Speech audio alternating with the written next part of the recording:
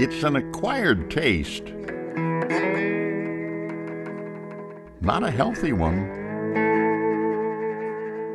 But the box those cigars come in, now that can make some very healthy music.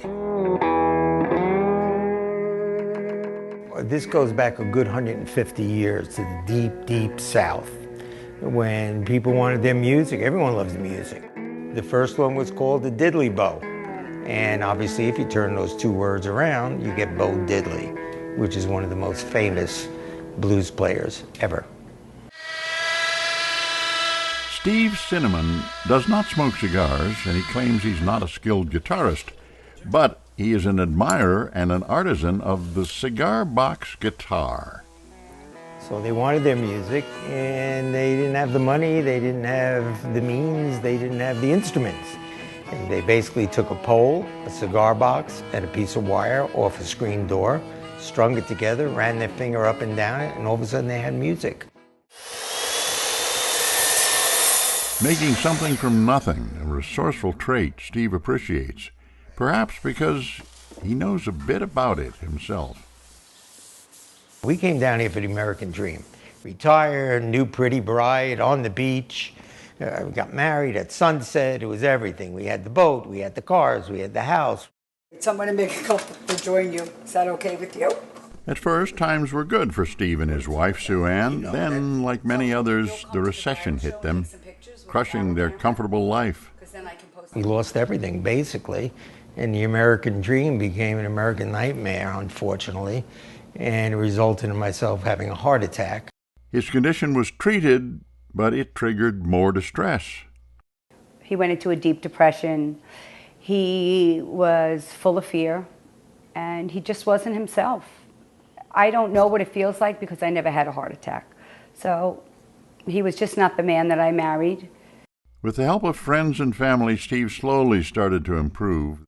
The turning point, reconnecting with an old friend he had not seen in 45 years. He called me one day and said, I made a cigar box guitar. I said, what is that? The curious instrument intrigued Steve. He wanted to learn more. When I started doing the researching after that, I found out that the originals were either 1-string or 3-string. So he started tinkering with the concept. Friends who saw his early work were impressed. I made one. Someone saw me making it and said, I want one of those. I'll pay you for it. And that was the beginning.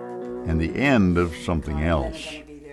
I gradually started to see a change in him. I saw that spark, that life start to come back, and I started to see the man that I married. Something about building those cigar box guitars was therapeutic. Yeah, I have to credit this whole guitar venture that I'm on as part of the reason I snapped out of the depression. It gave me a feeling of worth, creativity, and it was a lot of fun. Interest in his recycled riffs began to rise, not just from musicians. There's a lot of people that buy them from me just to put on the wall as a wall hanger. This is kind of like for the guy that has everything. And just like that, Cotton Pickin' Blues was born. It's definitely an instrument, and it's definitely a piece of art. Steve makes both acoustic and electric versions. With so many different boxes, the possibilities are endless.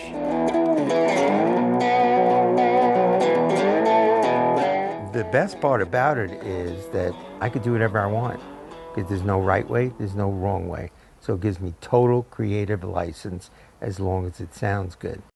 To accessorize his guitars, Steve likes to think outside the box. The resonator sound, this is basically a bathtub drain, believe it or not. As far as the corners go, I picked them up at, one of the big hardware department stores. The frets are actually finishing nails. I just buzz off the edges so no one gets scratched, and they're perfect. It's real homemade. I try to keep it as homemade as possible.